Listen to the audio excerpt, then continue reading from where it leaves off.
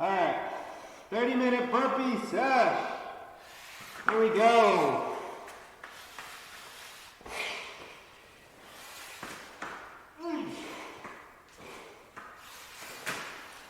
Happy New Year, 2026.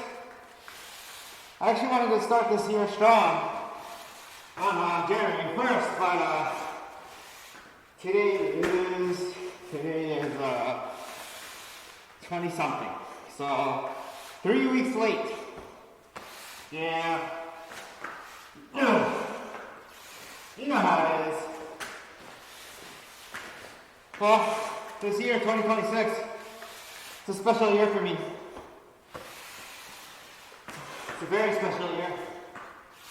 It's the year that I've been looking forward to all my life. This is the year I turn 50 years old. The big 5-0. Seriously. Oh man.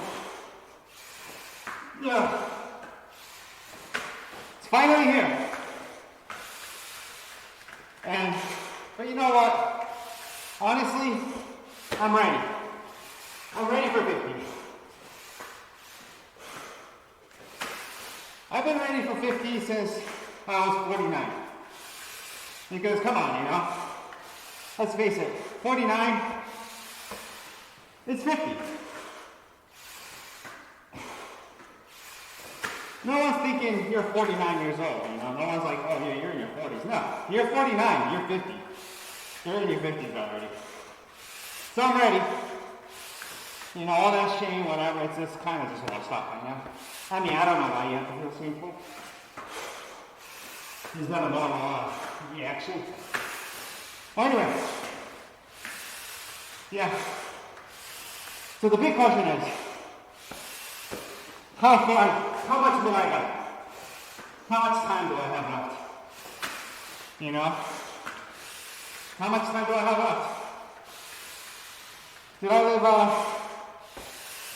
75% of my life? Oh man, that's a lot. Did I live 3/4 of my life already? Oh man. Or is it 50%? Is it only half? And I still got another 50 years to go. That'll make me 100. Oh man. What are the odds of that? I don't think none of my family made it to 100.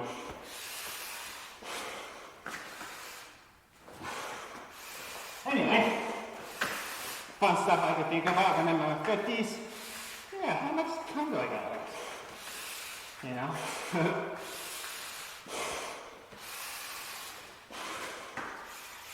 Well,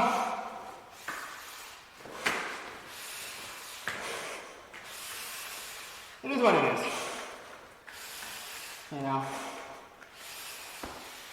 This is why I do burpees. The worst exercise ever, but the best one. I hate it, but it's the best. 30 minutes of this, get your blood flowing, get your sweat going, your VO2 max, especially with this mask. Strengthen the longevity, I hope. Is that true? I don't know.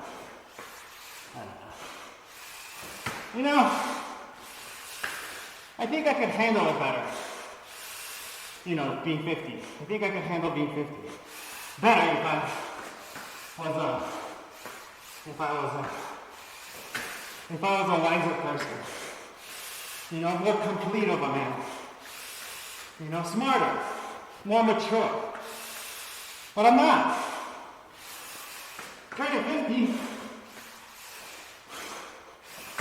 I'm turning 50 and my brain is still in my 20s. I am still so immature.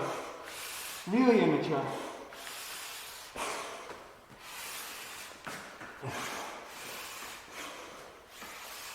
Like yesterday,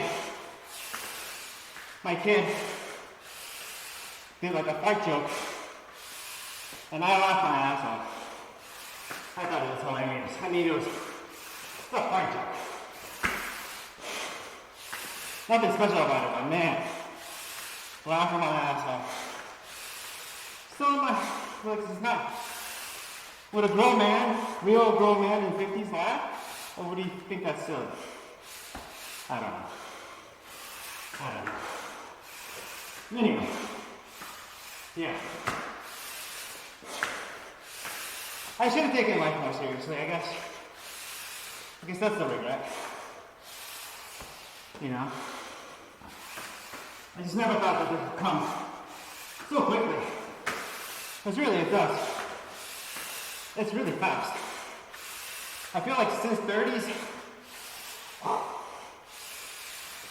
it's like Fast and Furious. I barely remember what happened in my 30s, 40s.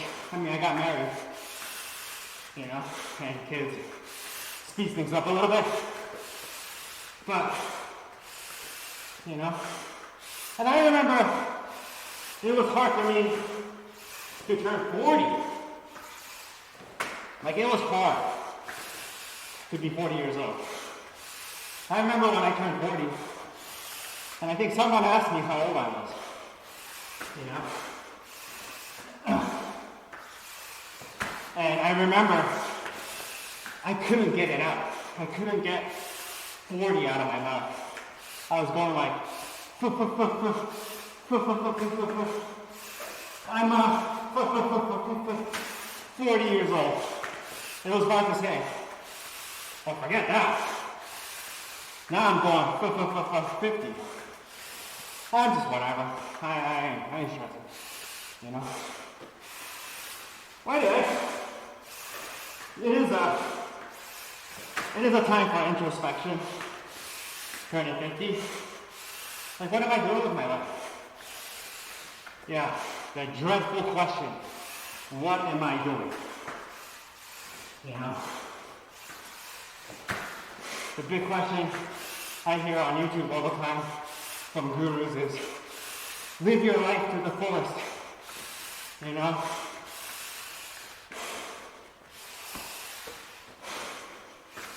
I don't know. What does that even mean? You know?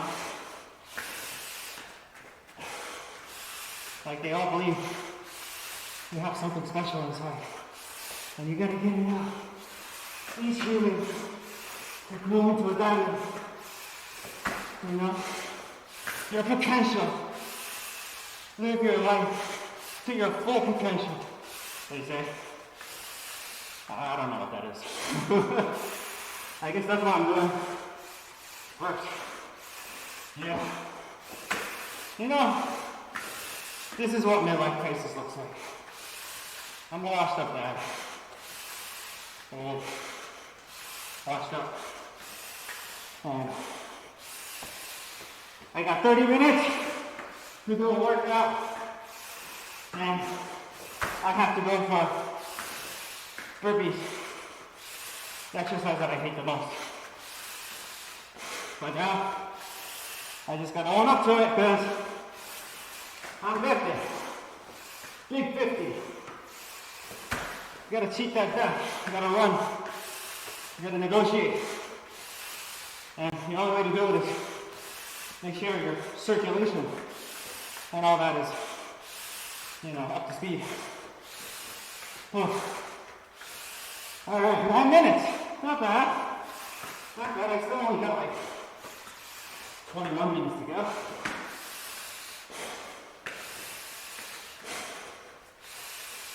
Anyway.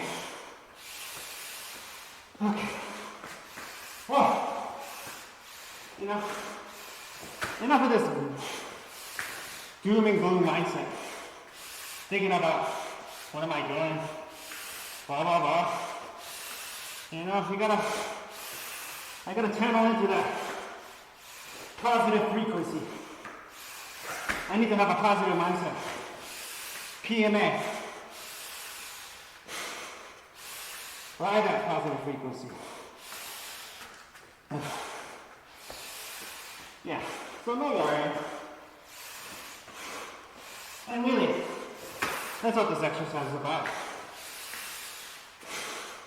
Doing something that I can feel good about. You know, so at least at the end of the night, if there was some disappointment, I could look back and say, hey, you know what? At least I did a 30-minute workout before I went to work. So there you go. Think about it. I actually feel pretty good. 20 minutes. And you know, it's hard. I start to feel it in my wrist, my shoulder. But, okay. You know, I did some cleaning today before I did this, before I came out here. And, you know, I guess that's one of the perks of getting old. Like little things like that, you start enjoying it. I used to hate cleaning back in the days, but now I enjoy it. It's very it's very relaxing. You know, cleaning the toilet, cleaning the kitchen, just wiping things down. I don't know why, it's just kind of like a relaxing thing to do. Oh, man. I was vacuuming, and oh my goodness. I have Dyson. We got it from Costco. And oh my god. Oh my goodness. Dyson. Ugh. The suction on that thing. Amazing. It actually makes it fun to vacuum your house. Everybody should get a Dyson, you know? It'll clean you up. It's great technology. And, you know, I was listening to a podcast about Dyson. How he came to be the Dyson that we know of before he became big. He was like a wheelbarrow guy. He wasn't even in that same world. He had like absolutely no background in vacuum technology, suction technology, whatever it's called. Okay. Yeah. And his idea for the wheelbarrow, when he wanted to contribute to the wheelbarrow industry, was instead of having that wheel in the front, he was like, yo, forget wheels. Wheels are ball. And he's like, ball makes way more sense than a wheel. Okay? Wheel was invented by the Yamanai or something. A long time ago. You know, this is like hunter-gatherer time. It's like, how many thousands of years since, right? So it is like, yeah, wheel, old, outdated, ball. That's the new way. Because a ball, you can go that way, you know what I mean? Easier to maneuver. So he spent like, I don't know how much time. Spent a lot of time inventing it, making it, and you know, trying to sell it. A little did he know that the wheelbarrow industry was already like monopolized. They were like these guys, like godfathers of the wheelbarrow industry. They didn't like this new way of thinking, you know, and they're like, hey, Dyson, who do you think you are? Coming in here with your British ways, you know, telling us wheelbarrow people who've been doing this for thousands of years that the wheel is not the right way. It's a ball. They're like, get out of here, Dyson. We don't want you, get out of here. And Dyson had to pack up and go. So he was like, damn, I spent all this time trying to reinvent wheelbarrow, kick me out. But this is the beautiful part of the story, is that he didn't give up. He didn't look at failure and go, I failed, and went packing home. No. He said, you know what? There's other things I could do. And one thing that he found out while he was making wheelbarrow I never sold. They had something called an industrial vacuum. And he just realized, like, why is the industrial vacuum like so much better? The suction power is so much stronger. And the household just sucks, you know? Like, wow. And he was just like, aha. What if I design a vacuum cleaner with that ball, of course, because he spent some time, he's very convinced about that ball functionality of the ball. And he said, yeah, I gotta find a way to make a vacuum cleaner suck harder. Like, I want it to be a vacuum that can suck. You know what I mean? And he went to work. And what he found out about the industrial is that it's a different method of suction. And that the traditional vacuum cleaner is like a motor, uses a bag, sucks. Okay, I don't really know what I'm talking about. Whatever the technology is. Dyson said, no. You could make a better vacuum cleaner by using a tornado force. If you could create a tornado inside a vacuum chamber, then the suction game goes up. And he's like, that's what I'm doing. Dedicate my whole life now. I failed once as a wheelbarrow guy. I won't fail as a vacuum guy. And actually, I think it was up and down. It wasn't easy because his first vacuum was like $1,000. And everybody was like, Dyson, what's wrong with you? $1,000 for a vacuum cleaner? Like, who's gonna buy that? You're an idiot, Dyson, get out of here. Right? But he didn't give up. He kept fighting, he figured out a way to make it cheaper. And anyway, long story short, now we all know who Dyson is. The leader of suction energy, suction technology, the leader of the suck. He knows how to suck. Not only that, he made progress. He's like, you know what? Why are fans? Why do fans have to use blades? You know? And I'm pretty sure the fan people are like, what are you, Dyson? What do you mean, a bladeless fan? Well, this doesn't make any sense, doesn't watch the car. Or whatever that word is.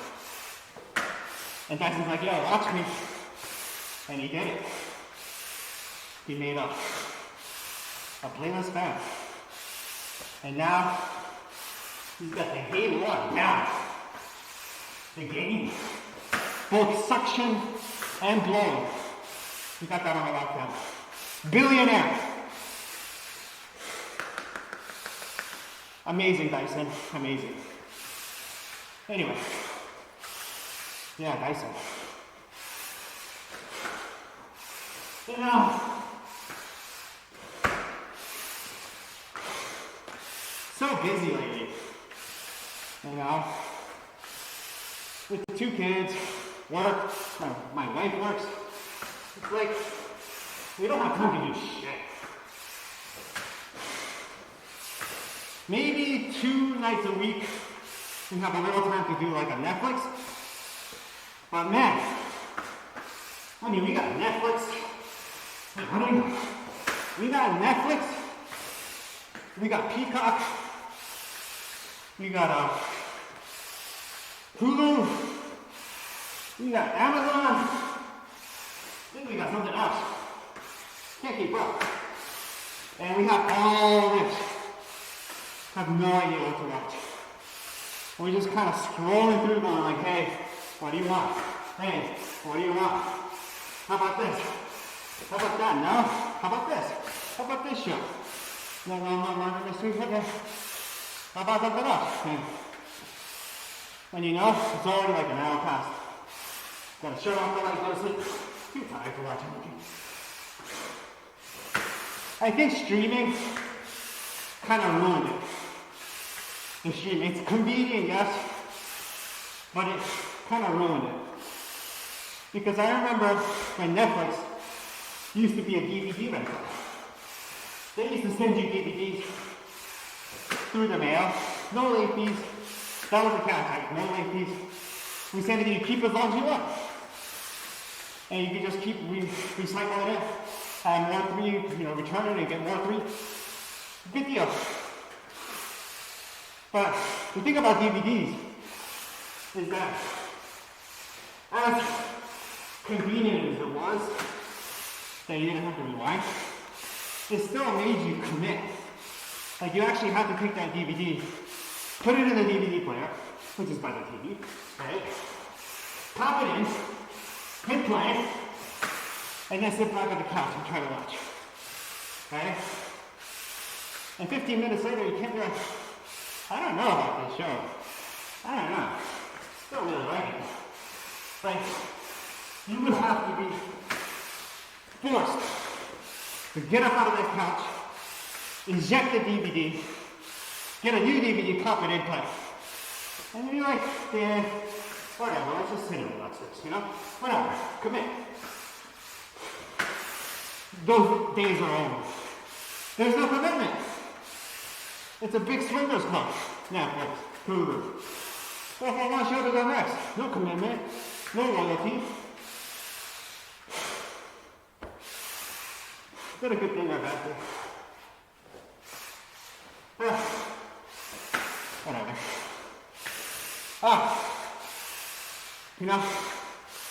I remember when I had to go to DVD stores to rent before Netflix. It was a pain in the ass for one. There was a place called Kim's Video in New York City where I used to live there. And Kim's Video was like a local thing in New York City. I believe that's where hipsters were born. Like they weren't hipsters yet, but that's their origin. Kim's Video. This is before 2000, I think. And Kim's Video was great. They had all the horror stuff you couldn't find. Independent movies, horror movies, Asian horror. I mean, the genre just kept going, It was great. The only problem was the people that worked there. The people that worked there were like this new breed of effing A's. Effing A-holes. Seriously. And actually, I'm definitely just thinking about this. This happened like 30 years ago. So obsessed with the attitude that they have when you went to go rent something. They made you go through, I don't know, slightly, just something. How you felt obligated, or not obligated. He was very entitled. Even though he was a DVD rental house clerk, he was entitled. And he looked down on you. They even had like a little boost, one level higher in the counter, I think, so they looked down on us.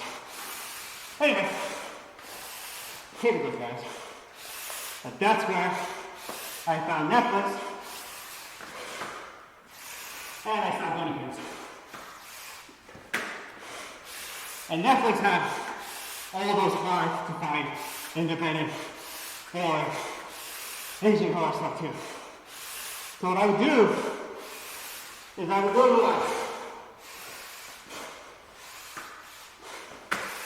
go to Kim's Video with my notepad, and I just make all the list of the movies I want to watch.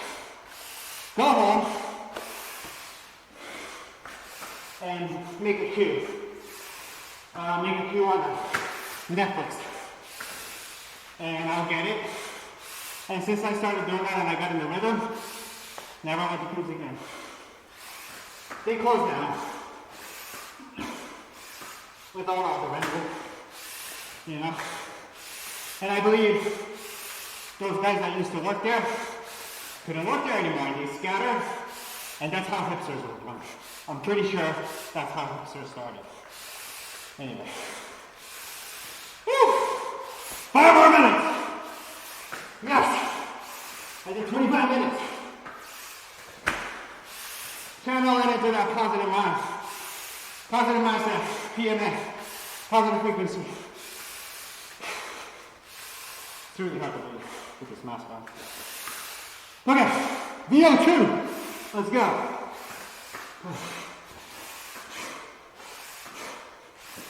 Alright, you know what? Speaking of DVDs, I have a bunch of collections, and I couldn't find my Wire collection. I have my Wire from HBO, 5-set collection. I have no idea where it is. And I'm like, oh man. Oh man. I think I let somebody borrow it, and he just happened. Who is it? Who? I mean, it's a good show. I don't blame him. He could have done one of those things where it's like, yo, I'm gonna give it to somebody else, and they can watch it because it's so good. You know, it's like a Bible or something. And it really is, in my mind. The Wire was kind of like a Bible for me. Like, whenever it came out, like, I had no idea what was going on in the urban, you know, Baltimore, or any city in New York, or everywhere else. And it opened my eyes, you know. I kind of liken it to, what is it, BC and AD, right? You know how the year is zero, and it's, AD is, that's rounding, and BC is like you go backwards. I look at my year like that. Before Wire and after Wire. Timeline. Because, man, like I said, it opened my eyes. You know? And everybody talks about the actors, of course actors are great. The writer, of course the writer is great. The director, yes, the director.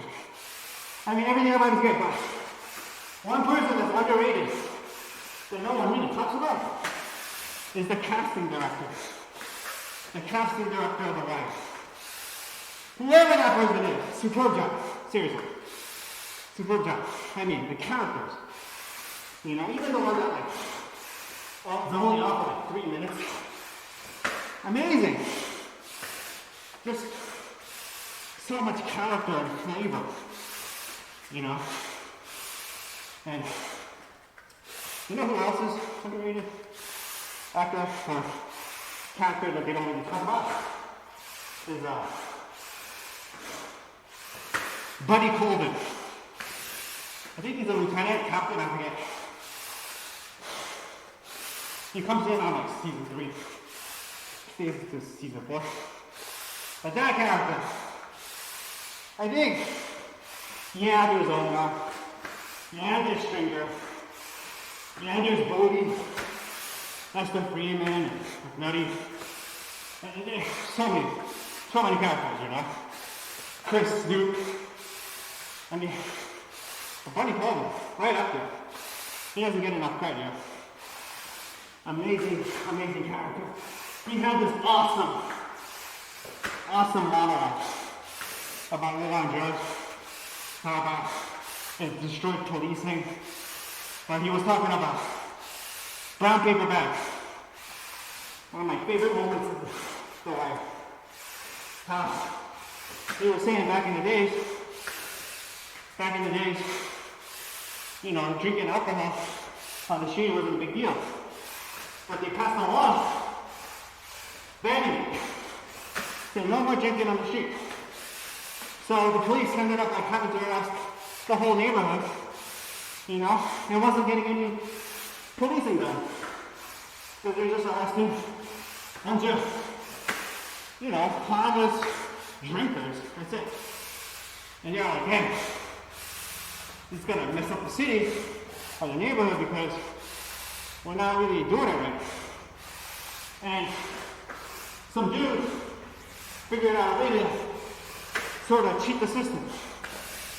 And his solution was brown paper bag. He bought some beer, he put it in a brown paper bag, and boom! That's this history. That's this history. Push it. Look at that. 30 minutes. Woo! Yeah. Couple more? Yeah. I feel good. Anyway. Yeah. Money cold. When you say, yeah, that moment when you put that pint of elderberry in that brown paper bag, he goes, great civic moment. You know, what a ride. I even remember watching them just like laughing my ass off. Because I never thought about brown paper bag like that. But made me think, I was like, yeah, right? Ingenuity, well not ingenuity. Somebody just figured it out. But, most important thing is, how about drugs? There's no brown paper bag for drugs. There's no brown paper bag. And this is like, back in the days before they made weed legal and shit. And he was the guy that was like, yeah, this is not police business, drugs. It should be something else. Anyway, great character. Great time in history. I think I got a good amount of burpees. Anyway, do this again next week.